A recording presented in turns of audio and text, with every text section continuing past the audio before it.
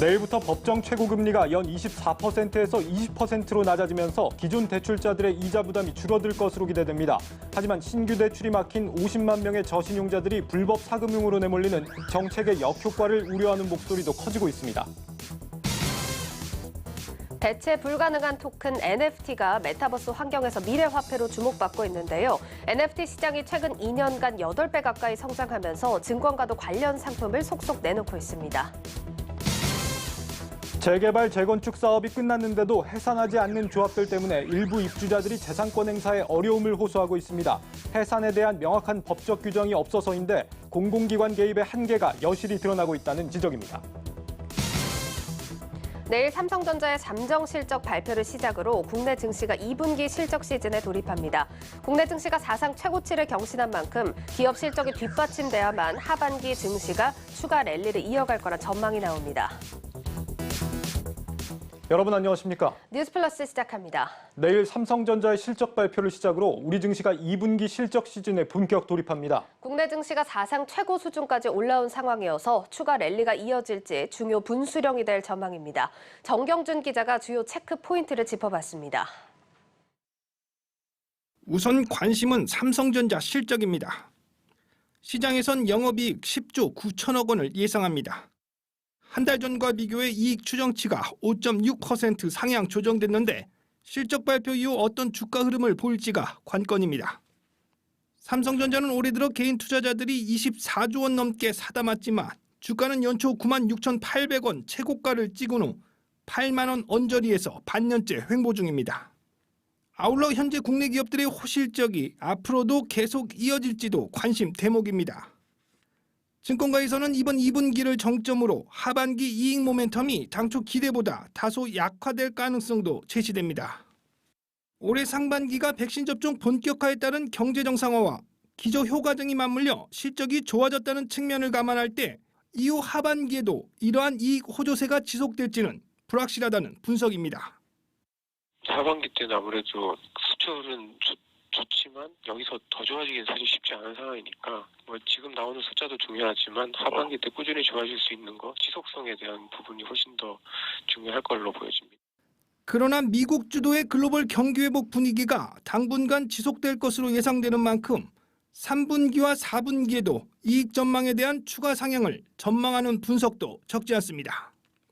수출 실적이나 경기 회복 강도나 이런 것들이 좋기 때문에 예상보다는 더 좋은 실적이 나올 걸 예상을 하고 있어요. 지금 컨센서스가 조금씩 계속 높아지고 있기 때문에 3분기 정도까지는 이익 전망 호조가 이어질 수 있을 것으로 예상을 하고 있고. 이와 관련해 FN가이드가 상장사 254곳의 2분기 실적 추정치를 조사한 결과에 따르면 영업이익은 49조 6천억 원으로 예상됐습니다. 한 달 전 추정치와 비교해 3.1% 상향된 것이고 지난해 같은 기간과 비교해선 75.9%나 급증한 수치입니다. 또한 3분기와 4분기 이익 전망치도 한 달 전과 비교해 상향 조정되고 있어 우리 증시의 실적 장세에 대한 기대감은 높아지고 있습니다. 한국경제TV 정경준입니다. 내일로 예정된 삼성전자의 2분기 실적 발표와 함께 투자자들이 특히 더 주목하는 것은 앞으로의 실적 전망입니다.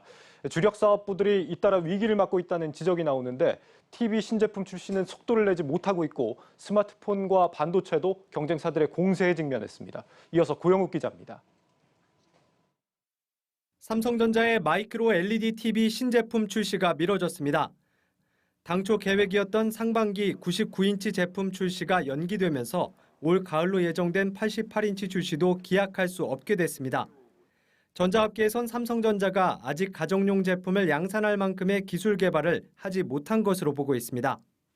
화소 집적도를 높이면서 화면을 실제 집에 들어갈 수 있는 작은 화면을 만드는 것이 그 기술의 핵심인데 아직 거기까지는 기술의 발전이 안 된 것 같고요. 상반기 안에 하겠다고 했는데 이게 늘어지는 거를 보면 이제 글로벌 세계에서 글로벌 TV 시장 1위에 분명히 차질이 생긴 것 같습니다. 마이크로 LED는 소자 하나하나가 스스로 빛을 내는 자체 발광 계열 TV로 삼성전자가 차세대 TV로 낙점한 제품군입니다. 이에 대해 삼성전자 측은 현재로선 110인치 제품 주문을 소화하고 있으며 조만간 99인치 제품도 출시할 계획이라고 밝혔습니다. 주력 사업 부문인 스마트폰 역시 LG전자와 애플의 협공에 위기를 맞고 있습니다. 애플이 국내에 이어 북미 시장에서도 중고 LG폰 보상 판매를 하기로 했고 국내 LG전자 가전 판매장에서 애플 모바일 기기를 판매하는 방안도 협상 중입니다. 상황이 심각해지자 삼성전자는 최근 긴급회의를 열고 대응 전략을 논의했지만 뾰족한 해법은 찾지 못한 것으로 알려졌습니다. 20년 넘게 세계 시장을 선도하고 있는 반도체 D램과 낸드 플래시 부문에서도 위기가 감지됩니다. 미국 마이크론이 삼성전자보다 먼저 차세대 D램과 집적도가 높은 낸드 플래시를 내놨기 때문입니다. 과감한 결단과 대규모 투자가 필요한 상황이지만 총수가 자리를 비운 삼성전자는 그야말로 진퇴양난입니다.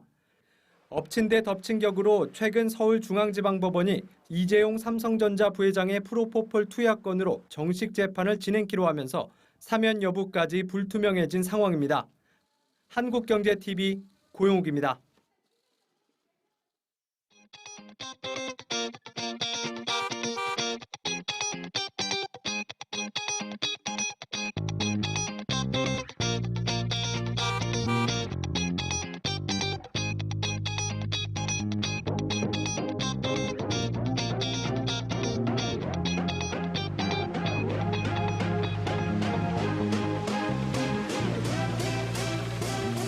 자, 514m의 동급 최대 사이즈의 트렁크 공간과 그 활용도를 극대화시켜주는 더블 트렁크 플로어, 동급 최초로 적용된 10.25인치 TFT 매빙 클러스터로 대변되는 독창적인 공간이 XM3의 경쟁력 있는 특장점이라고 말할 수 있겠습니다.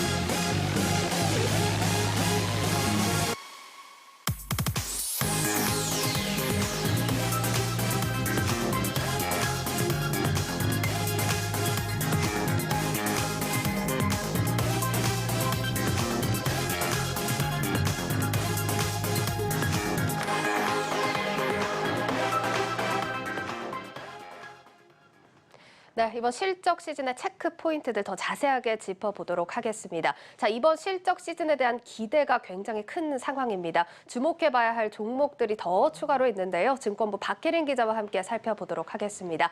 자, 박 기자, 이제 내일부터 본격적으로 2분기 실적 시즌이 시작이 되고 있습니다. 자, 어떤 종목들이 또 유망한 평가 받고 있습니까? 네, 지난해 2분기는 코로나19 직격탄을 맞았기 때문에 기본적으로 대부분의 종목들이 기저효과를 봤습니다. 예. 따라서 단순히 실적이 전년 동기 대비 늘어난 종목을 선별하는 데 그치지 않고 2분기 어닝 서프라이즈를 예고하고 있는 데다 이후 실적 상승에도 힘이 실리는 종목들 위주로 짚어보도록 하겠습니다.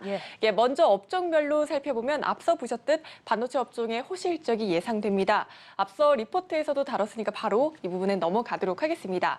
다음은 자동차 업종과 철강 업종입니다. 자동차 업종은 글로벌 시장 판매 호조로 반도체 품귀에도 사상 최대 실적이 예고가 되고 있고요. 또 철강 업종 또한 판가 인상 등의 효과로 역대급 실적이 예상됩니다. 예, 지금 반도체, 자동차, 철강, 확실히 글로벌 업황에 영향을 받는 업종들이 지금 많이 거론이 되고 있습니다.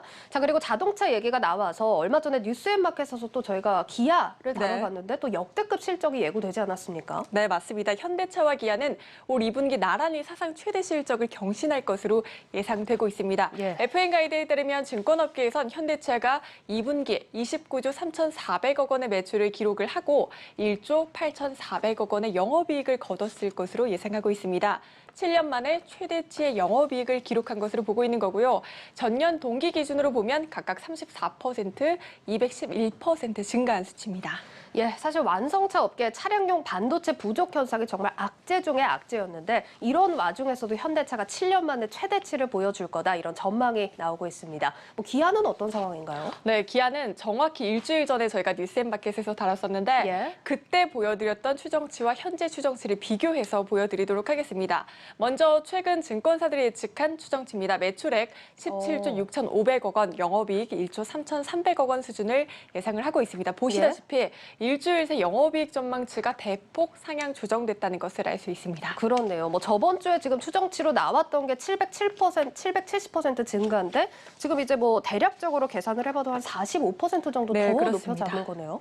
네, 이대로만 나와준다면 영업이익은 분기 기준 최대 규모가 됩니다. 이렇게 자동차 업종이 좋았던 것은 반도체 수급 문제에도 불구하고 4월과 5월 중국을 제외한 글로벌 자동차 판매가 예상보다 많았기 때문입니다. 예, 자 일단 현대차와 기아 반도체 수급 문제를 피해가면서 최대 실적 예고가 나온 상황입니다. 자 그런데 문제는 지금 주가가 이걸 좀 반영을 못하고 있는 건데 뭐 주가가 못 간다라고 얘기할 수는 없지만 사실 이렇게 실적 전망이 네. 좋게 나오는데 비해서는 좀 부진한 상황이거든요. 네, 그래서 저도 많은 분들께 여쭤봤는데 예. 지금이 비중 확대 기회라는 조언이 많았습니다. 차량용 반도체 부족 리스크가 여전히 발목을 잡고 있는 것으로 풀이가 되는데 삼성증권은 이 이슈는 이달 중순 이후 해결될 것이라고 전망을 했고요. 예. 또 한국투자증권은 2분기 완성차의 서프라이즈를 대비할 시점이라며 비중을 확대할 것을 조언을 했고 하나금융투자는 2, 3분기 영업이익 추정치가 상향 조정되고 있는 자동차 업종에 지속적으로 관심을 가져야 한다고 밝혔습니다. 외국인들의 자금도 이달 들어 조금씩 들어오고 있는 것으로 확인이 되고 있습니다. 예, 알겠습니다. 자, 일단 주가 때문에 좀 답답해 하셨던 분들 많으셨을 것 같은데 오히려 비중 확대 분석이 나오는 만큼 조금 더 지켜보셔야겠습니다. 자, 그럼 다음 섹터도 한번 살펴보죠. 네, 다음은 철강 업종입니다. 철강하며 포스코와 현대제철이 대표적이죠. 예. 보시다시피 증권사들의 현대제철의 2분기 영업이익이 전년 동기와 비교해 3,130% 늘어날 오. 것으로 예상을 하고 있습니다. 예. 포스코는 전년 동기 대비 매출은 25% 늘고 영업이익은 1,070% 증가한 것으로 보고 있고요. 순이익 또한 1,174% 급증한 것으로 내다보고 있습니다. 아까 자동차에서 놀랄 네. 게 아니었네요. 지금 철강주들은 영업이익이 기본이 1,000%가 넘어가고 있는 상황입니다. 사실 지난해 철강주가 너무 좀 힘든 상황을 맞이했었는데 이렇게 빠르게 실적 개선된 이유 뭐라고 정리를 해봐야 될까요? 네, 국내 철강사들이 철광석과 철 스크랩 등 이 원자재 가격 상승이 상승을 하자 철강제 가격을 크게 올렸기 때문입니다. 국내 1위 철강사 포스코의 이 열혈강판 한 톤당 유통 가격은 130만 원 수준입니다. 예. 올해 초 한 88만 원이었던 것과 비교를 하면 거의 2배 가까이 뛴 거죠. 예. 현대제철도 올 초 89만 원 하던 열연 강판을 지난달 기준 130만 원으로 인상을 했습니다. 이렇듯 원자재 가격 상승보다 제품 가격을 더 크게 올리면서 수익성이 개선됐기 때문입니다. 예, 뭐 그렇지만 이 대목에서 조금 우려가 되는 부분을 찾자면 가격을 올리는 게 사실 계속 할 수 있는 건 아니기 때문에 만약에 가격이 떨어지면 다음 분기에서 좀 타격이 있지 않을까 싶기도 한데요. 네, 그렇습니다만 계속해서 공급이 수요를 따라가지 못하고 있는 이 가격 상승에 힘이 실리고 있습니다. 철강은 완성차와 또 조선, 건설 등 산업 전반에 쓰입니다. 예. 최근 경기 회복에 따라 철강 수요는 큰 한편 중국의 규제로 공급은 제한적인 상황입니다. 그동안 국내로 들어오는 철강제의 절반 이상은 중국산이 차지를 했는데 올해 초 중국 정부가 탄소 저감 정책을 시행하기 위해 철강사에 이 쇳물 생산량을 줄이라고 주문을 했거든요. 예. 쇳물을 만드는 과정에서 다량의 이산화탄소가 배출되기 때문이라고 합니다. 따라서 중국 생산량은 전보다 제한되는 상황입니다. 3분기 실적 전망에 대해서는 업계에서도 시각이 조금 나뉘는데 예. 다수를 차지하는 의견은 3분기에도 실적 호조가 이어질 것이라고 전망을 하고 있습니다. 예, 뭐 그러면 지금 글로벌 경기 회복으로 수요는 많아지는데 원래 주요 공급처이던 중국에서 공급량을 줄이다 보니까 우리 기업들이 수혜를 받고 있다. 이런 이유로 좀 정리를 해볼 수가 있을 것 같은데 3분기에도 호실적이 이어진다. 같은 이유로 좀 봐도 될까요? 네, 하반기에도 여전히 공급이 수요를 따라가지 못할 것으로 업계는 전망을 하고 있습니다. 예. 중국 정부가 자국 내 철강제 가격을 떨어뜨리기 위해 이 수출 물량에 주던 인센티브를 폐지를 했습니다. 중국에서 저가 제품이 들어오지 않게 되면 가격은 수요로보다 더 많은 영향을 받게 될 수밖에 없겠죠. 예. 따라서 유진투자증권은 3분기에도 철강 제품 가격 인상 시도가 성공할 가능성이 있다고 보고 있습니다. 또 SK증권도 중국의 감산 정책과 수출세 부과 가능성에 따라 하반기에도 지금과 같은 상황이 이어질 것이라고 봤고요. 또 하이투자증권은 철강 수급은 여전히 양호한 상황인 만큼 지금 부정적으로 바라볼 이유가 없다라고 밝혔습니다. 한편 메리츠증권 등은 원재료 가격이 제품 가격 상승폭보다 가팔라지면서 2분기 수익 마진이 정점을 찍고 이후엔 완만한 하락을 예상한다는 입장입니다. 예, 뭐 3분기까지 이렇게 호실적이 이어질 거다라는 분석들이 나오고 있는데 뭐 증권사에서 제시하는 좀 수치로 확인해 볼 수 있는 자료들이 있을까요? 네, FN 가이드에 따르면 증권업계에선 포스코의 3분기 매출액과 영업이익이 전년 동기와 비교해 각각 20%, 182% 증가할 것이라고 봤습니다. 현대제철의 경우 매출액과 영업이익이 각각 24%, 1,138% 10% 증가할 것이라고 내다봤습니다. 예. 증권업계에서 평균적으로 포스코와 현대제철의 목표 주가를 각각 46만 4천 원, 7만 5천 원 정도로 제시한다는 것도 참고하시면 좋을 것 같습니다. 예, 이렇게 2분기 또 호실적 기대를 받는 업종들 추가로 살펴봤는데 먼저 내일 삼성과 LG전자의 잠정 실적 발표를 시작으로 기업들이 우리 증시에 더 힘을 불어 넣어주길 바라보겠습니다. 증권부 박혜린 기자와 함께했습니다. 잘 들었습니다. 고맙습니다.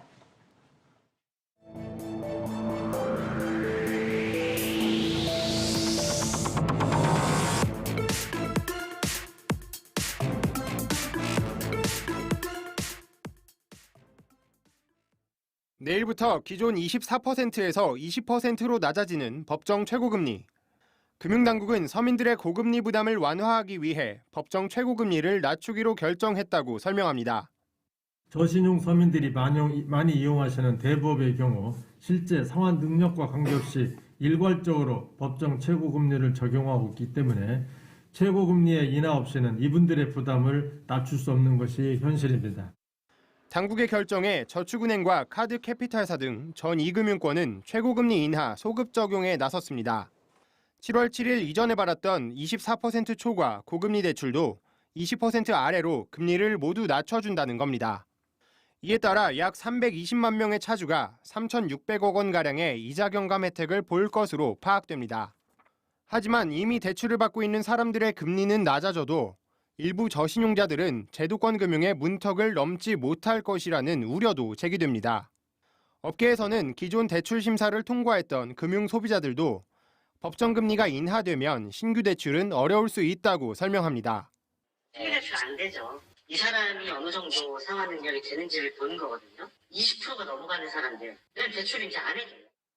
이금융권에서 대출을 못 받는 금융 소비자들은 결국 대부업으로 눈길을 돌릴 수밖에 없는데 최고금리 인하로 대부업계도 사실상 신규 대출을 내지 못하고 있습니다. 결국 제도권 금융의 문턱을 넘지 못한 저신용자들은 불법 사금융으로 유입될 수밖에 없다는 지적입니다. 금융당국은 이들의 규모를 4만 명가량으로 추산하지만 시장에서는 최대 57만 명에 달할 수 있다는 우려도 나오는 상황. 서민들의 고금리 대출 부담을 완화해주겠다던 정책 의도와는 달리 서민들은 대출 절벽에 내몰릴 위기에 처했습니다. 한국경제TV 정호진입니다. 법정 최고금리 인하의 명암을 짚어보겠습니다. 정치경제부 장슬기 기자 나와 있습니다. 장 기자, 이게 오늘 다루는 사안이 보니까 뭐 소수의 이야기가 아닌가 이렇게 좀 생각을 했는데 좀 따져봤더니 굉장히 좀 인원이 많은 것 같습니다. 2018년 당시에 이제 27.9%에서 24%로 한번 이제 법정금리가 인하됐을 때 네. 그때 수혜를 본 사람이 한 300만 명 정도 되더라고요. 그리고 이번에도 한 200만 명 넘는 그 차주들이 이번에 좀 혜택을 본다 이렇게 얘기가 나오다 보니까 네. 굉장히 많은 차주들이 영향이 있는 그런 내용인 것 같습니다. 이 법정 최고금리가 낮아지게 되면 이게 오히려 이제 신규 대출을 어렵게 할 수 있다라고 앞서 리포트에서 지적을 하고 있는데 왜 그런 겁니까? 네, 먼저 법정 최고금리가 인하된다고 하면 가장 먼저 이제 기존 24% 이내의 금리를 적용받았던 사람들이 20%로 낮아진다. 이렇게 좀 생각을 하실 수가 있는데요. 네. 예, 아무래도 대출 이자 부담이 줄어들 것이다. 이런 추측들이 많이 나오고 있습니다. 당연히 금리 부담이 줄어드는 대출자들이 있습니다. 하지만 문제는 앞으로 신규 대출을 받는 저신용자들입니다. 금융사 입장에서는 기존 대출자들의 신용도는 그대로인데 정부의 방침에 따라서 어쩔 수 없이 이자만 깎아주게 되는 현상이 나타나게 됩니다. 사실 금융사 입장에서는 리스크가 더 높아지는 셈이죠. 예, 이렇다 보니 신규 대출을 받을 때 기존과 같이 신용도가 낮은 사람들을 그대로 떠안을 수 없는 문제가 발생하게 됩니다. 금융사들 입장에서도 신용도가 좀 더 좋은 웬만하면 좀 우량한 등급에 있는 대출을 좀 많이 받아서 기존 저신용자들에 대한 금리 인하를 보전할 수 있는 보전해야 하는 그런 상황이 된 겁니다. 예, 그래서 앞으로 이제 대출을 못 받게 되는 저신용자들이 불법 사금융으로 내몰릴 수 있다라는 건데 사실 이런 지적은 뭐 그동안 계속 있어 왔습니다. 정부도 뭔가 좀 대안을 내놓지 않았습니까? 네, 금융당국도 이번 최고금리 인하 시행을 앞두고 사실 꽤 오랜 시간 동안 준비를 해왔습니다. 사실 한 번에 법정 최고금리를 4%포인트나 인하하는 것은 상당한 그 큰 변화이기 때문인데요. 가장 먼저 금융당국은 저신용자들이 갈아탈 수 있는 정책 금융 상품을 내놨습니다. 안정만 대출 2라는 정책 대출 상품이 있고요. 기존의 이 대표적인 서민금융 상품으로 대안으로 꼽혔던 햇살론도 있습니다. 이번에 좀 금리를 좀 낮춰서 개편하게 됐는데요. 먼저 이 표를 보시면요. 안전망 대출의 경우에는 최고금리 인하 시행 전에 연 20% 초과 대출을 받았던 1년 이상 이용했던 혹은 만기가 6개월 이내로 임박한 사람 그리고 기존 대출을 정상적으로 상환 중인 저소득자들 2천만 원 한도로 갈아탈 수 있는 상품입니다. 또 하나는 많이 들어보셨던 햇살론인데요. 이번에 금리를 연 17.9%에서 15.9%로 2%포인트 인하해서 출시합니다. 이 밖에도 새희망 힐링론이라는 게 있는데요. 해당 정책금융상품은 불법 사금융 피해로 생계 유지가 어려운 취약계층에게 약 500만 원 이내의 생활 안정자금을 지원합니다. 저희 CG에 나오는 햇살론 17은 이제 햇살론 15로 바뀌는 겁니까? 네, 맞습니다. 그렇군요. 네. 그러니까 이제 제도권 대출에서 밀려난 사람들은 불법 사금융으로 빠지지 않게 정부가 이제 적절하게 정책금융을 지원하겠다라는 취지인 것 같은데 실제 이게 뭐 실효성이 있을까요? 어떻게 평가됩니까? 네, 물론 일부 고금리 대출자들을 안전하게 이 정책 금융상품으로 갈아타게 하겠다는 건데요. 당연히 기존 저신용 대출자들에게는 일부 실효성이 있을 것으로 전문가들은 보고 있습니다. 예, 그런데 문제는 앞서 리포트에서도 언급했듯이 금융당국과 시장이 추산하는 규모부터 차이가 크다는 점입니다. 금융위는 이번 법정 최고금리 인하로 약 4만 명이 제도권 금융에서 이탈할 것으로 추산하고 있는데요. 시장에서 보고 있는 이탈 규모는 약 50만 명으로 훨씬 많습니다. 정부랑 시장이 보는 게 좀 다르네요. 네, 그렇습니다. 네. 이렇다 보니 정부가 내놓은 이번 정책금융상품의 한도 자체도 별로 높지 않다는 게 특징입니다. 또 다른 정책금융 방안 중에 한 가지를 제가 좀 예를 들어보면요. 경기도에서는 현재 자체적으로 불법 사금융 피해자에 대한 대출 제도를 운영 중인데 한도가 50만 원. 그리고 많아야 300만 원 한도입니다. 반면 지난해 기준 대부업에서 대출받은 사람들의 1인당 평균 대출 잔액은 1,047만 원입니다. 이렇게 단순히 수치만 좀 비교를 해봐도 정책금융이 이들을 100% 포용하기에는 한계가 있다고 보여집니다. 더 중요한 점은 이 기존 대출자의 대환 대출에 비해서 신규 대출자에 대한 대비책은 좀 부족하다는 점인데요. 이와 관련해서는 전문가의 의견을 직접 들어보시겠습니다. 예. 근본적인 대책이라고 보기는 어려운 것 같습니다. 안전망 대출 2라는 부분이 있는데 그거는 이제 20에서 24%를 기존에 받던 사람들을 20%로 갈아타게 만드는 뭐 그런 도와주는 뭐 그런 정책인데 일단 현재 있던 사람들은 이제 도움이 당연히 되는데 신규 대출의 경우에는 뭐 전혀 도움이 되지 않기 때문에 뭐 그런 한계가 있는 것 같고요. 또 우리 햇살론도 기존에 이제 17% 이상 10%대를 받던 거를 햇살론 15%대로 이제 변경한 뭐 그런 정책이 있습니다. 근데 이 부분도 마찬가지로 금리가 낮아졌기 때문에 물론 이제 빌린 사람들한테는 도움이 되겠지만 근본적인 해결책이라고 보기는 어려운 것 같습니다. 그러니까 이제 기존에 받은 대출을 정책금융으로 지원할 수는 있겠지만 전부 다 지원할 수 있을지는 좀 미지수고 앞으로 이제 새로 대출을 받아야 하는 저신용자들은 여전히 이제 불법 사금융에 내몰릴 수밖에 없다 이런 얘기인데. 그런데 정말 요즘에도 이 불법 사금융이 존재하긴 하는 겁니까? 네, 아무래도 이게 사실 가장 위험한 부분인데요. 제가 이 불법 사금융 시장의 경우에는 연 이자가 많게는 1000%를 넘는 곳이 있습니다. 저도 취재하면서 좀 봤는데 암암리에 이루어지는 이런 시장들이 실제로 있고요. 아직도 있군요. 예, 크게는 1,300%까지 연 금리가 적용되는 사금융도 있었습니다. 이런 우려 때문에 이제 금융당국은 이달부터 약 4개월간을 불법 사금융 특별 근절 기간으로 지정했습니다. 그리고 단속을 좀 강화한다는 방침인데요. 경찰청이나 지자체 등 유관기관 간의 연계를 통해서 단속을 강화하고 그리고 또 국세청과의 공조를 통해서도 세무조사를 엄중하게 실시해서 탈세 이득을 박탈하는 등 이런 처벌 수위도 높이기로 했습니다. 하지만 이 사람들은 이제 저마다의 좀 사정이 있죠. 아무래도 당장 돈이 급한 사람들은 지푸라기라도 잡는 심정으로 이 고금리를 감내하면서까지 불법 사금융을 직접 찾아가는 사례도 분명히 생길 수 있다고 보고 있습니다. 이런 부분에서 대안책이 좀 정교하지 못해서 아쉽다는 목소리들이 좀 있었고요.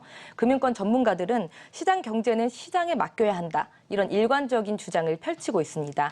정부가 개입해서 인위적으로 가격을 조정했을 때 그에 따른 부작용은 반드시 발생할 수밖에 없다는 지적입니다.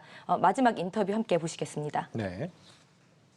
캐피탈사라든지 금융기관들도 피해가 보게 되고 우리 일반 서민들도 피해가 보게 된다. 그래서 제일 좋은 대안은 정부가 인위적인 금리라든지 시장 경제에 개입을 좀 하지 말고 시장 경제에 맡겨두면 적정 금리를 찾아가게 된다. 이렇게 말할 수 있습니다.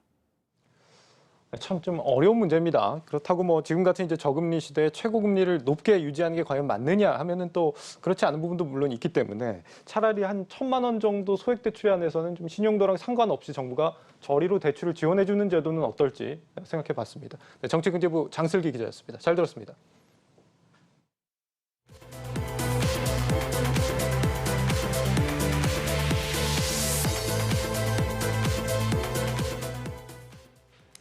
연속기백 사라지지 않는 조합들 그 두 번째 시간입니다. 조합이 제때 해산되지 않고 있는 또 다른 이유로 조합들 간의 갈등이 꼽히고 있습니다. 토지주와의 갈등이나 아파트와 상가 조합 간 갈등이 길어지면서 일부 입주자들은 아파트 소유권을 주장하기도 어려운 상황에 놓였습니다. 김원규 기자입니다.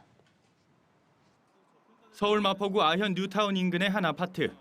지난 2015년 재개발 사업을 통해 준공과 입주를 마쳤습니다. 분양 당시 1,164가구의 대단지인데다 지하철역이 근처에 있어 알짜 분양단지로 손꼽혔습니다. 그런데 6년이 지난 지금 이 아파트는 소유권 보존 등기가 나지 않은 미등기로 되어 있습니다. 직접 해당 아파트의 등기부 등본을 확인해 보도록 하겠습니다. 법원 등기소 사이트에 들어가서 도로명 주소를 검색하면 해당 등기 기록이 존재하지 않는다고 뜹니다. 이 아파트가 미등기로 남아있는 것은 재개발 사업 중 현금 청산 과정에서 기존 토지주들과의 갈등 때문입니다. 적절한 보상이 이루어지지 않았다는 이유로 진행된 소송에서 조합이 패소해 2006년 인가된 조합 자체가 인정받지 못하게 된 겁니다. 청산이 계속 지연되면 조합원들에게 추가 분담금까지 발생할 수 있어 걱정이 이만저만이 아닙니다. 현재 소송 진행 중인데 이제 저희 바람은 가능하면 기존 합의한 범위 내에서 합의를 했으면 좋은데 아직 그런 저쪽에 의사가 없어서 전례가 없으니까 해결 방법도 이제 새롭게 사례를 만들어 가야 되지 않나 하는. 보상 문제로 조합이 해산하지 못한 곳은 이곳뿐이 아닙니다. 서초구 서초동의 한 재건축 조합 역시 지난해 입주를 마쳤지만 상가 조합과 보상 문제로 여전히 갈등을 겪고 있습니다. 재건축 과정에서 별도의 설명 없이 상가 설계가 변경됐다는 이유에서입니다. 소송을 통해 상가 조합원 103명에게 총 35억 원의 보상이 결정났지만 상가 조합은 반발하고 있습니다. 어떤 사람은 가운데 출입문 옆에 기둥이 생겼어요. 9월에 준공이 떨어져서 8개월 동안 공실이었어요. 지하에 화물차가 못 들어가요. 낱개에서 주차장을. 현재 100여 곳이 넘는 조합이 해산과 청산을 하지 못하는 상황. 하지만 원인은 천차만별이고 개인의 재산권이 걸려 있어 당사자 간 갈등 해소에는 한계가 있을 수밖에 없습니다. 결국은 지금 이 조합과 관련해서 문제가 되는 것들은 대부분 돈이거든요. 이 감사원들은 좀 분리를 해서 좀 뽑을 필요가 있겠고요. 이게 쉽지가 않거든요, 사실. 법률적으로 이게 분리가 돼야 된다라고 나와 있는 게 없으니까 이 공적인 부분의 역할이 좀 필요하다라고 보여집니다. 결국 미해산 조합 문제 해결을 위해선 제도적 뒷받침이 절실하다는 지적입니다. 한국경제TV 김원규입니다.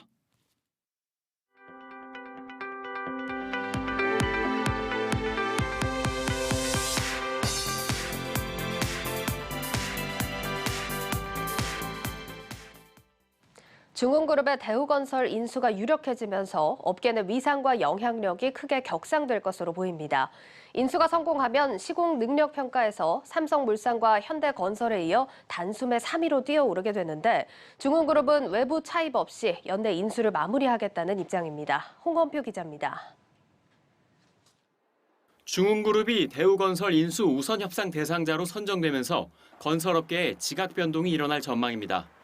자산 총액 9조 원에 달하는 중흥은 대우건설 인수에 2조 1천억 원을 써내 지난 5일 우선 협상 대상자로 선정됐습니다.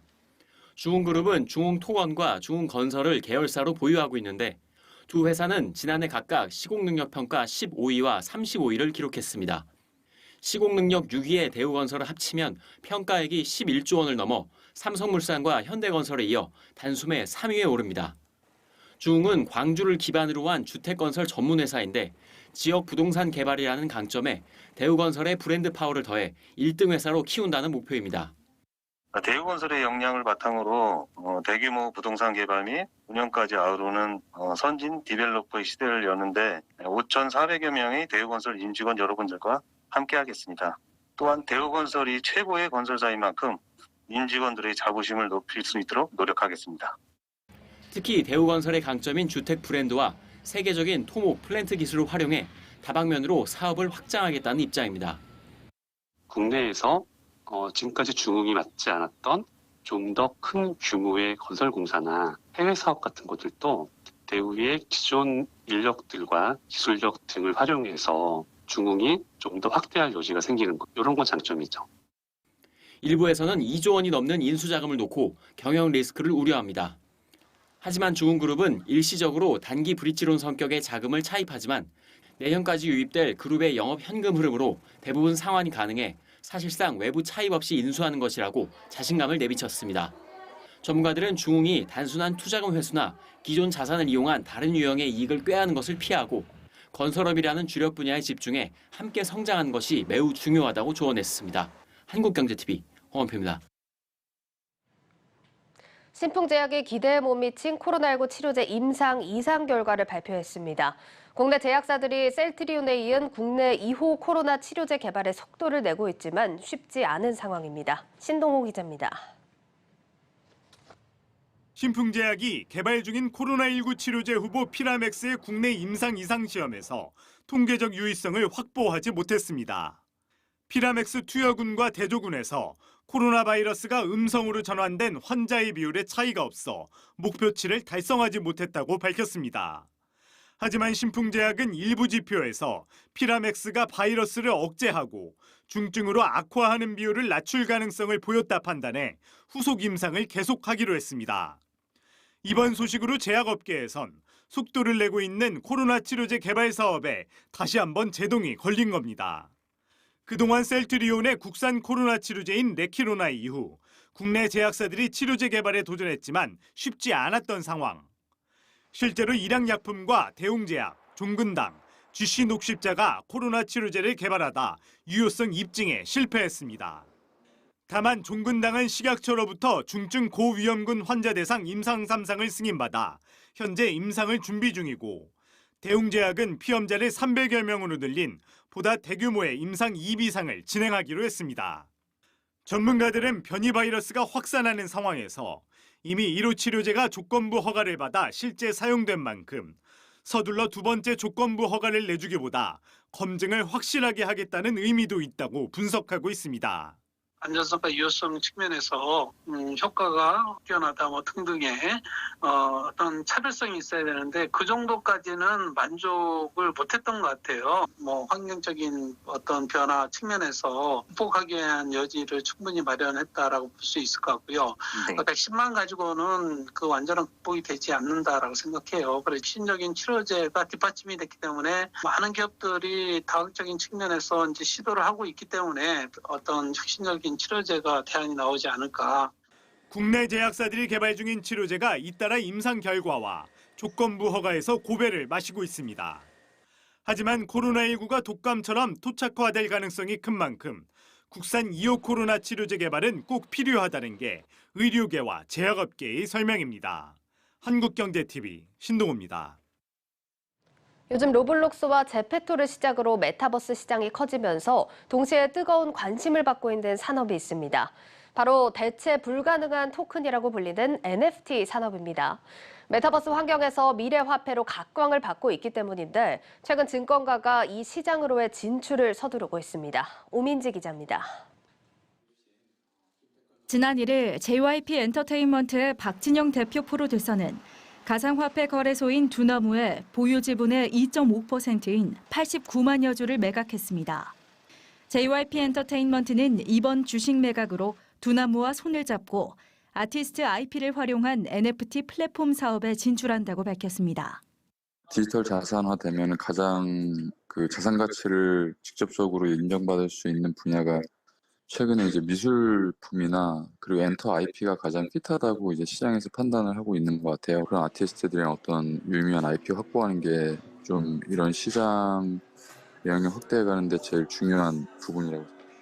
블록체인을 기반으로 고유한 인식값을 가지는 NFT는 대체 불가능한 토큰으로 불리며 메타버스 환경의 미래 화폐로 손꼽힙니다. 증권가는 JYP 엔터테인먼트의 NFT 플랫폼 진출 소식에 목표 주가를 상향하는 등 긍정적인 전망을 내놓고 있습니다. 아직 초기 단계 산업이다 보니 성장 가능성에 대한 설왕설래가 있지만 실제로 시장 규모는 눈에 띄게 커졌습니다. SK증권에 따르면 NFT 시장은 지난 2018년부터 2년 동안 8배 넘게 커졌습니다. 암호화폐 회사 트론의 설립자인 저스틴 선은 초기 단계인 NFT 산업이 앞으로 급성장할 것이라며 10년 내 1억 명의 NFT 수집가가 나올 것으로 내다봤습니다. 증권가도 NFT 시장에 주목하고 있습니다.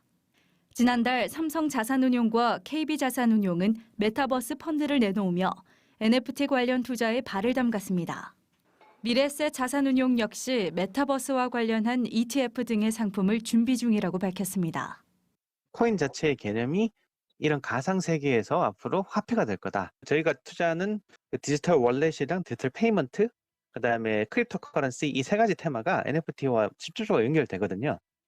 미래 먹거리로 떠오르고 있는 NFT 시장. 이렇다 할 수익률 성과는 아직이지만 메타버스 트렌드와 함께 새로운 투자처로 자리 잡을 수 있을지 시장은 주목하고 있습니다. 한국경제TV 오민지입니다.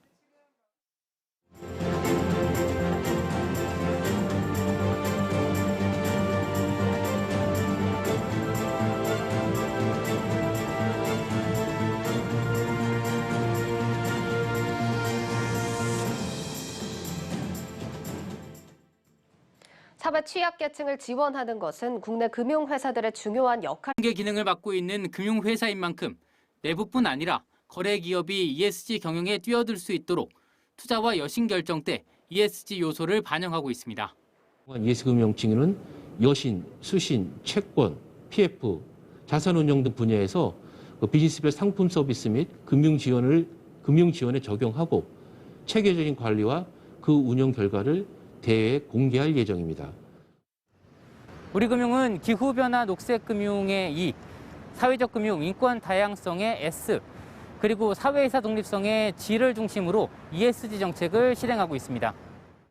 이를 위해 올해 4월엔 이사회 내 위원회인 ESG 경영위원회와 그룹 내부 회의체인 그룹 ESG 경영협의회를 신설했습니다. 여기에 권익보호를 위한 그룹 역할을 정해 인권 원칙도 제정했습니다. 올해를 우리금융그룹의 ESG 경영 원년으로 삼겠다는 겁니다. 하반기에는 DJSI, KCGS, MSCI 등 대평가에 좀 집중적으로 대응할 계획이고 이를 위해서 ES 평가에 공통으로 강조된 부분에서 꾸준하게 그룹의 ES 역량을 제고할 예정입니다. 우리금융그룹은 이를 현실화하기 위한 첫걸음으로 오는 9일 열리는 하반기 경영전략 워크숍에서 그룹 ESG 비전을 비롯한 전략 체계를 발표할 예정입니다. 한국경제TV 문성필입니다. 수도권을 중심으로 코로나19가 급속도로 확산하면서 일주일째 700명이 넘는 확진자들이 쏟아지고 있습니다. 확진자 수를 보면 수도권의 경우 새 거리두기 기준으로 이미 3단계 범위에 진입한 상황인데 방역당국은 내일 수도권의 새 거리두기 체계를 발표하고 모레부터는 한 번만 방역수칙을 위반해도 열흘간 영업을 정지하는 원스트라이크 아웃제를 적용합니다. 삼성전자와 LG전자, 위니아가 자연재난으로 침수 피해를 입은 소비자들에게 무상 수리를 지원합니다. 이들 가전 3사는 재난지역 소비자가 서비스 센터를 일일이 찾아야 하는 번거로움이 없도록 재난지역 인근에 합동 무상 수리팀을 운영할 계획입니다. 이에 따라 태풍과 호우 피해 지역 주민들은 침수되거나 파손된 가전의 점검과 수리를 무상으로 받고 모터와 디스플레이 모듈 등 핵심 부품도 최대 50%까지 지원받을 수 있게 됩니다.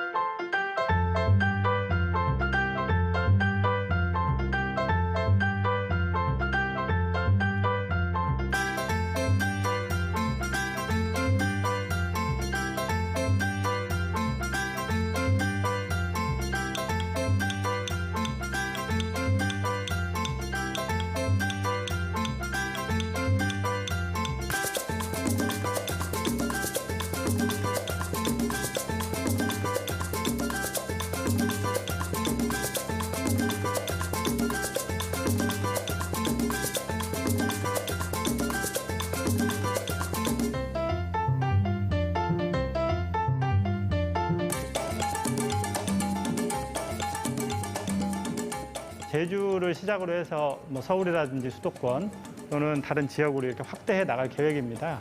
지금은 이제 일회용 컵을 먼저 시작하지만 저희가 음식 용기라든지 뭐 도시락이라든지 이제 이런 것들, 그러니까 플라스틱이 쓰이는 다른 곳으로도 계속 확대할 계획으로 있습니다.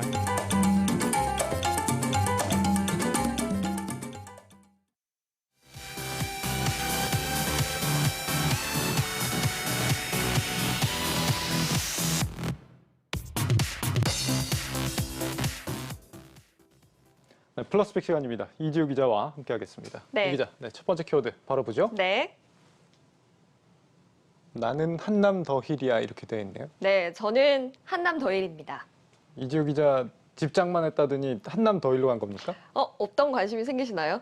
아니요, 뭐 혹시 그렇진 제가 않습니다. 한남 더힐에 산다면 관심이 좀 생기시나요? 저는 뭐 사람을 그런 걸로 평가하지 않기 때문에. 네, 알겠습니다. 어쨌든 요즘 10대, 20대들 사이에서 SNS에서 이렇게 한남 더힐 산다, 자기소개하는 게 유행이라고 해서 제가 한번 키워드를 이렇게 잡아봤는데요.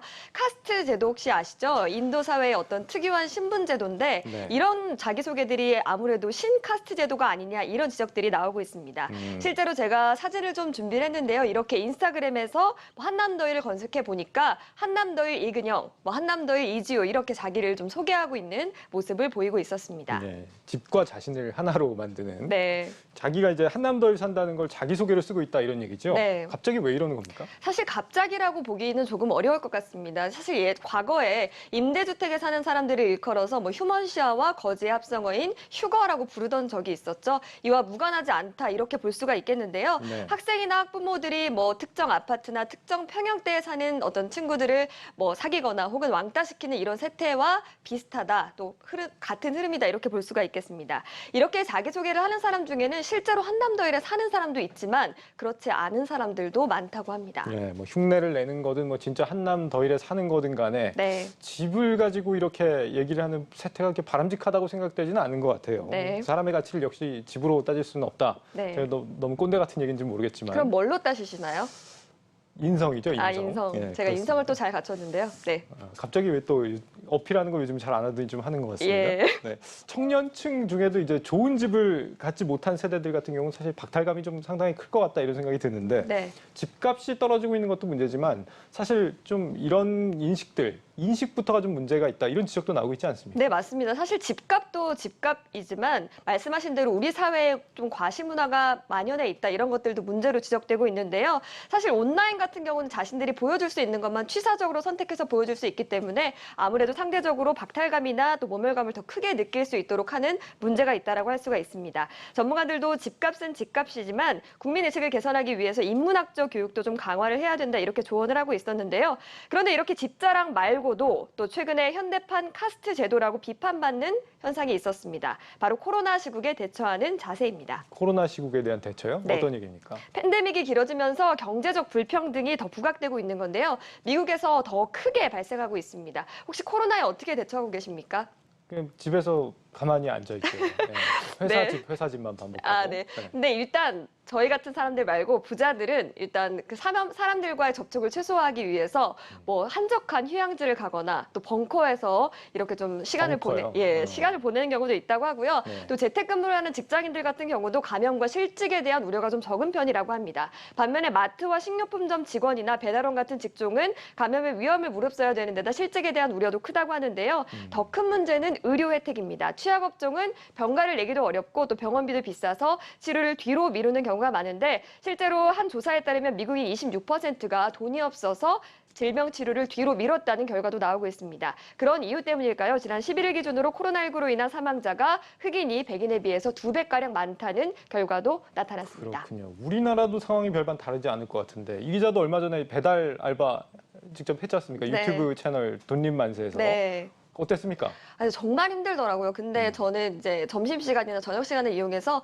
계속해서 이렇게 부업을 통해서 제 돈을 좀 마련할 그런 생각을 갖고 있습니다. 그렇군요. 네. 이게 뭐 한여름에 대면 업무 하시는 분들 정말 쉬운 일이 아닌 것 같습니다. 네, 존경합니다. 예, 네. 그런 것 같습니다. 집값 문제든 뭐 코로나 문제든 간에 그런 격차가 점점 이렇게 확대되고 있다는 거, 위기 속에서 그런 것만큼은 좀 분명해 보입니다. 네. 다음 키워드 보겠습니다. 네. 네, 숫자의 비밀 이렇게 되어 있습니다. 혹시 앵커는 어떤 숫자 좋아하십니까? 오늘 자꾸 어필을 하는 것 같은데. 숫자요? 저는 1 좋아합니다. 아. 1등만 알아주는 세상. 예, 1 좋아하는데. 1등이세요? 1등을 항상 추구하죠. 네. 저는 행운의 숫자인 7이랑 또 네. 죽음의 숫자인 4를 싫어합니다. 그렇군요. 네. 그런데 갑자기 숫자를 가져온 이유가 뭡니까? 네, 되게 안 바로- 좋은 숫자를 좋아하네요. 네, 바로 애플이 하반기에 출시하는 아이폰 신작 때문인데요. 네. 애플이 차기 아이폰, 아이폰 12의 차기작을 놓고 이름을 좀 고심을 하고 있습니다. 원래대로라면 10이니까 다음이 뭐죠? 13이죠? 네, 13인데 13이 아닌 다른 숫자로 고민을 하고 있다고 합니다. 13이 무슨 좋지 않은 숫자라도 되나 보죠? 네, 일단 13이라는 숫자가 북미나 유럽 같은 서구권은 물론이고 애플의 최대 시장이라고 할 수 있는 중국에서도 굉장히 불길한 숫자 가운데 하나로 꼽힌다고 합니다. 13이요? 13이 왜 불길한다는 일단 여담으로 좀 말씀을 드리면 기독교권의 문화에서는 약간 예수의 죽음과 관련이 있어서 저주와 불행으로 꼽힌다고 하고 또 13일의 금요일이라는 말도 있잖아요. 네. 또 중국에서는 3이라는 숫자가 흩어지다라는 의미를 갖고 있어서 좀 불길한 징조로 이렇게 파악이 되고 있다고 합니다. 중국은 역시 뭉치어야 산다 뭐 이런 네. 것 같아요. 네. 중국의 정체성을 잘 말해주는 것 같은데. 네. 그래서 그러면 이제 차기작은 아이폰 13이 아니라는 겁니까? 네, 일단 아이폰 13이 될 수도 있지만 아이폰 12S가 될 가능성도 크게 점쳐지고 있습니다. 애플이 차기 모델에 S 모델명을 붙이는 것은 이번이 처음이 아닌데요. 특별하게 개선이 없는 신제품에 S를 붙여왔는데 뭐 아이폰 4S, 5S, 6S 그리고 XS 등을 들 수가 있습니다. 그러고 보니까 이제 삼성도 13이라는 숫자는 잘 안 쓰는 것 같아요. 네. 13 가기 전에 바꿨죠? 네, 맞습니다. 갤럭시 이제 10에서 갤럭시 11 대신에 갤럭시 20으로 뛰어넘었는데요. 네. 기존의 10년을 정리하고 또 5G 시대의 10년을 만들어 가겠다 뭐 이런 의미를 담고 있다고 합니다. 그렇군요. 사실 뭐 번호도 번호인데 뒤에 숫자 말고 이렇게 X, A 이렇게 문자가 붙는 경우도 있잖아요. 네, 아주 잘 아시는데요. 일단 애플 같은 경우는 10주년 기념폰에 X를 붙였고요. 삼성 갤럭시 같은 경우는 A가 붙는 제품은 보급형 제품이라고 할 수가 있는데 앞번호가 높을수록 사양이 좋다 이렇게 보실 수가 있겠습니다. 알겠습니다. 마지막 키워드 볼까요? 네. 리니지 제친데 오딘이라고 돼 있는데 이거 네. 우리말 맞습니까? 무슨 네. 뜻입니까? 네, 이제 국내 모바일 게임 시장을 장악한 NC소프트의 리니지를 제친 곳이 오딘. 지 아십니까? 아, 어딘지 아느냐? 네. 이 오딘이라는 건가 보죠? 네, 맞습니다. 카카오 게임즈의 오딘이 5일 현재 구글 플레이 스토어와 앱 스토어에서 개인 매출 순위 1위를 달리고 있는데요. 증권가에서는 첫날 매출이 70억에 달했고 또 3분기 이후에도 일평균 매출이 10억 원 후반이 될 것이다 이렇게 전망을 하고 있는데 올해 안에 뭐 대만에 진출하겠다 이런 계획들도 갖고 있죠. 이 기자 요즘 뭐 키워드 뽑느라 고생이 많습니다. 네. 오딘이 게임 이름이었군요. 네. 어떤 게임입니까? 일단 뭐 북유럽 신화 최고신을 뜻하는 오딘이라는 이름을 갖고 있고요. 전투를 하는 MMORPG 게임이라고 볼 수가 있습니다. 오딘의 이런 맹활약 덕분에 5만 원대에 머물던 카카오 게임즈의 주가가 10개월 만에 처음으로 7만 원대, 또 한때는 8만 원대를 돌파하기도 했는데요. 그런 상황에서 덩달아서 하반기 기업 공개를 앞둔 카카오의 자회사인 카카오뱅크와 카카오페이도 웃음을 짓고 있습니다. 그동안 이제 리니지를 제쳤다라는 소식이 들려왔던 게임은 없었던 것 같은데 이번에는 제쳤다는 게 좀 눈길을 끄는 것 같네요. 네, 일단 4년 만에 제친 것이 가장 큰 특이점이라고 할 수가 있겠습니다. 일단 리니지 M 같은 경우는 2017년에 출시가 됐고 2M은 2019년에 출시가 됐는데 이 두 개의 작품이 모두 다 1, 2위를 계속해서 앞다퉈서 차지를 했거든요. 한때 불매운동으로 이용자 수가 감소했다 뭐 이런 지적들도 있었지만 아직까지도 상위권을 계속해서 지키고 있습니다. 오딘이라는 게임은 앞서 이제 다른 국내 게임들하고는 좀 다른 게 있나 싶은데 기존의 국내 게임들은 이 확률형 아이템이었나요? 그 문제 때문에 최근에 좀 논란이 많이 있었지 않습니까? 네, 그때 오딘 같은 경우는 좀 어떻습니까? 역시나 다르지 않은 것이 좀 문제로 꼽히고 있는데요. 이 게임 역시 여타 다른 게임들과 마찬가지로 확률형 컨텐츠를 유료형 아이템으로 두고 있습니다. 게임 회사들에게 이런 확률형 컨텐츠가 가장 확실한 수익원이지만 역으로 과도한 과금 요소에 대한 비판도 커진 상황인데요. 실제로 국내 3대 게임 회사는 확률형 아이템 조작 논란이 일면서 불매운동으로까지 퍼진 적이 있습니다. 특히나 오딘 같은 이용자 간 전투 콘텐츠가 있는 경우에는 과금 경쟁을 더 불러일으킬 수 있다 이런 지적들이 나오고 있습니다. 네, 새로운 게임의 등장은 뭐 환영할 만한 일이지만 근본적인 체질 개선은 좀 있어야 되지 않겠느냐 이런 생각이 듭니다. 네. 플러스픽 이지우 기자와 함께했습니다. 잘 들었습니다. 고맙습니다.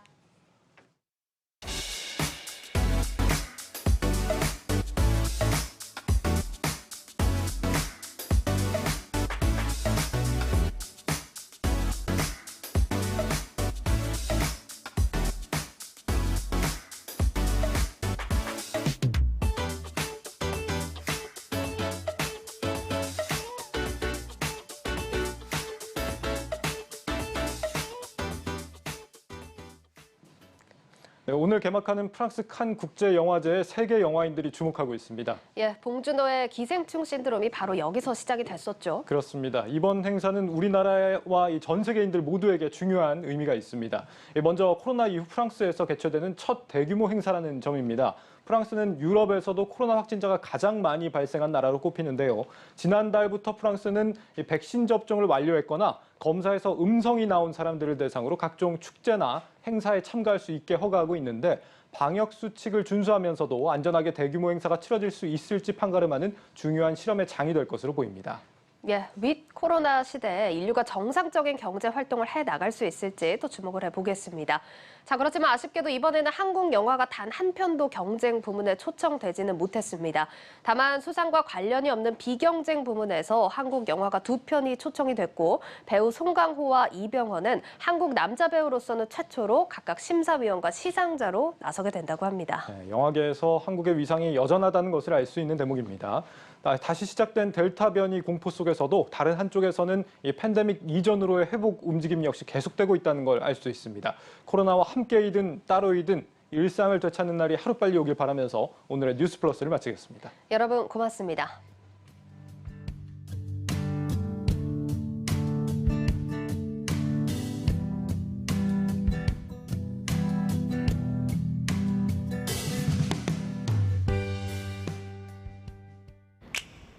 Let's tap.